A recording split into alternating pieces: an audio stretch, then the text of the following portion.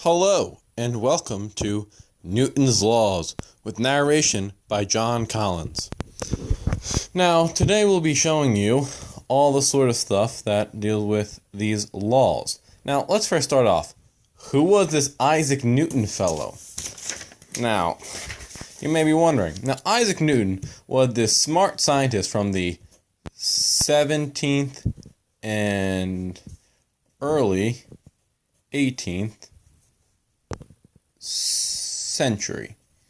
Now, that's a rough portrait of him. Now, he was a smart scientist who invented calculus, some parts of it, after Leibniz. He was a German scientist who was better.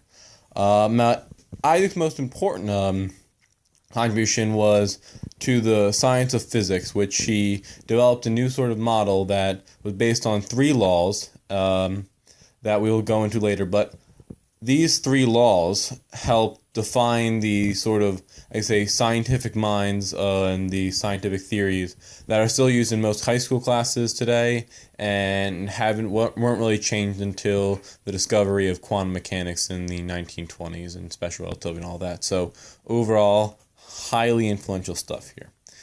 Now, Isaac Newton was overall a good guy, so let's get into his laws and find out how smart this cookie was. Now, that's a very poor cookie.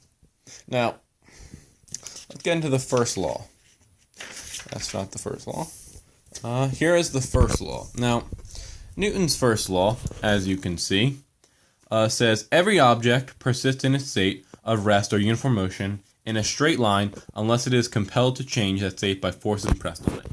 Now, this comes from Newton's own work and Newton's own words. So let me try and put this into context for you. Now, it essentially means that an object tends to resist change. So, you have a square block, like a toy block, something that a kid may play with, just sitting stationary. It's not going to want to move. You need to provide an impetus for it to change its velocity. So it's not just going to change its velocity. It will naturally resist a change in its velocity. Now that is called inertia. It's an object's desire not to change its velocity is inertia.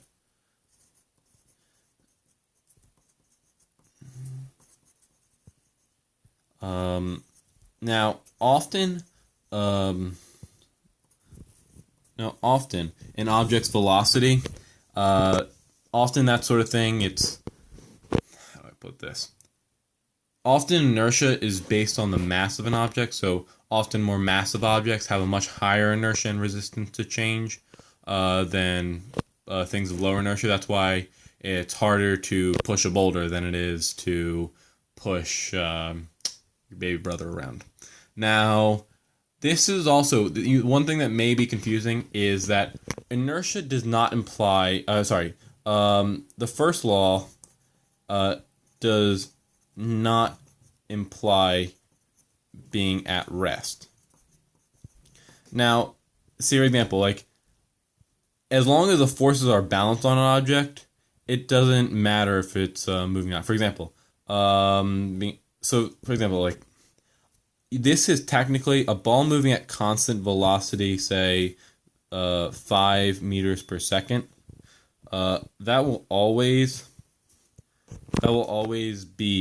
will technically be what's called fit the first definition, because it is moving at constant velocity, so it's not changing its velocity. So technically, it's anything where the forces on it are balanced. Now, what I mean by that is something like, this is a free body diagram where each of the arrows represents a force in that direction, sort of.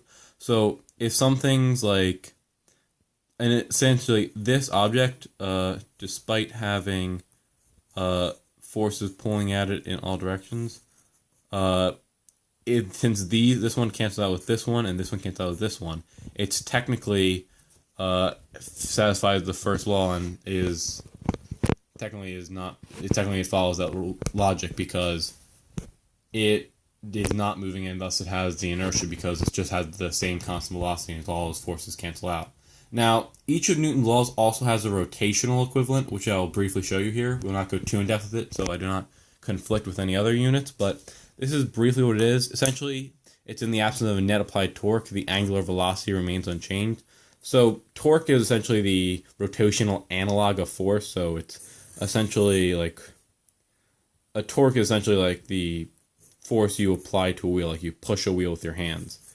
You push a wheel with your hands, or you crank it slower, and it spins the wheel by changing its velocity and making it greater. Now, this follows along the same lines that in the absence of a torque that physically pushes the wheel, it has tendency to not change velocity. So it'll either keep on moving at the same angular momentum, or it'll just continue with its same thing. So roughly it's the same thing, and it follows along the same basic principles, but just uses the rotational analogs, which are angular velocity, which I will mention real quick, is not dependent on the radius at all. It is not total distance travel. It is total angle travel, theta. That can be measured in radians or degree. That's really up to you.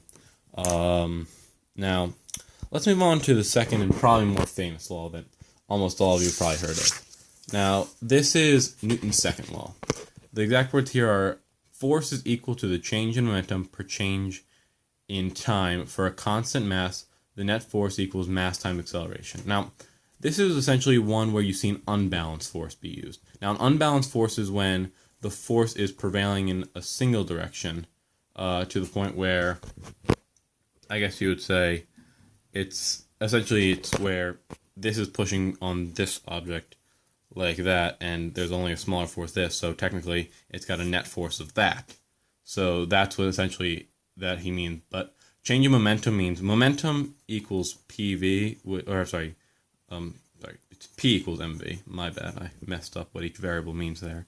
Now, essentially, that means that it's the mass times velocity. So essentially, when the mass is constant, what's really changing when you apply a force, since on most objects, since they're not gaining mass, is that you're changing the velocity of it or accelerating it. So that means it's usually a force is mass times the acceleration you apply on an object.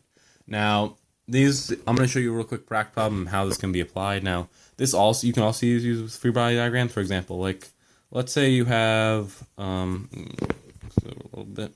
Let's say you have a force acting downward of 5, a force acting to the right 2, a force acting backwards of 6.